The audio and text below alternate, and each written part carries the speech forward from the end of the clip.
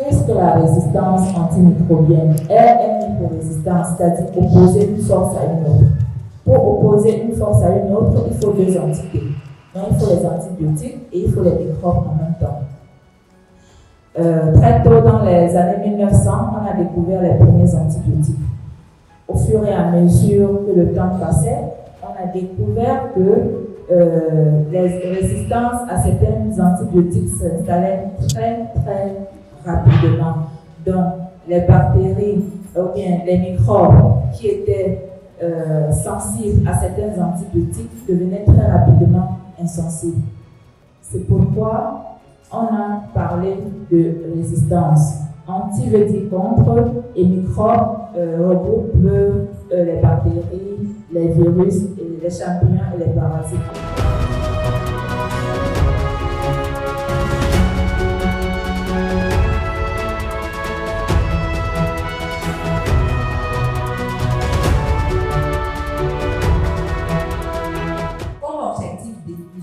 Donc, il s'agissait de déterminer donc, le profil de résistance des Escherichia coli et aux antibiotiques à l'hôpital Lafontaine de Douala.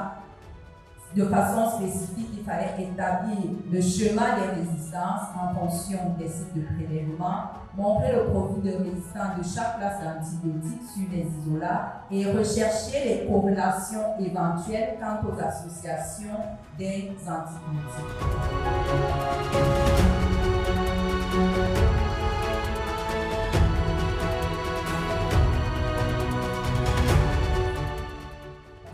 La résistance antimicrobienne à l'hôpital Akintini est un fait marquant qui est présent tant dans les services hospitaliers qu'au laboratoire parce que plusieurs analyses montrent justement l'existence des bactéries multirésistantes.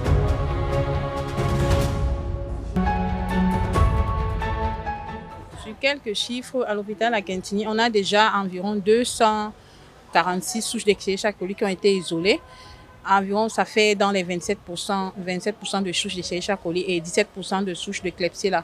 En termes de résistance, on a fréquemment des BLSE, des MDR, des XDR, très peu de PDR parce qu'il faut des tests de résistance plus spécifiques pour pour confirmer qu'il y a ces PDR-là. Plus de 50% des souches d'Escherichia coli et de Klebsiella commencent à être résistants aux bêta-lactamines, notamment les pénicillines et les céphalosporines de 3e génération. On a très peu de résistance encore, heureusement, au carbapenem, mais avec la tendance, ça pourrait bien arriver.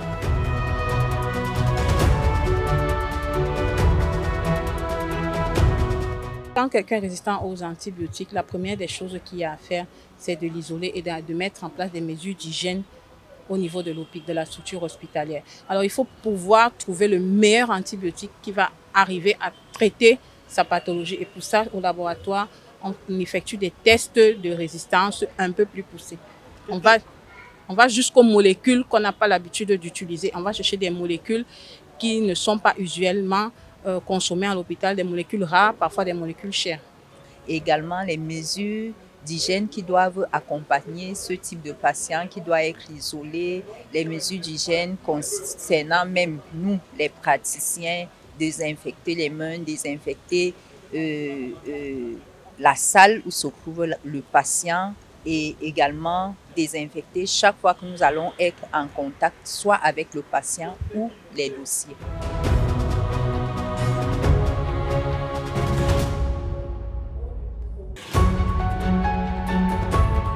Les causes de cette résistance sont multiples. Ça passe du secteur animal au secteur hospitalier, en passant par la communauté.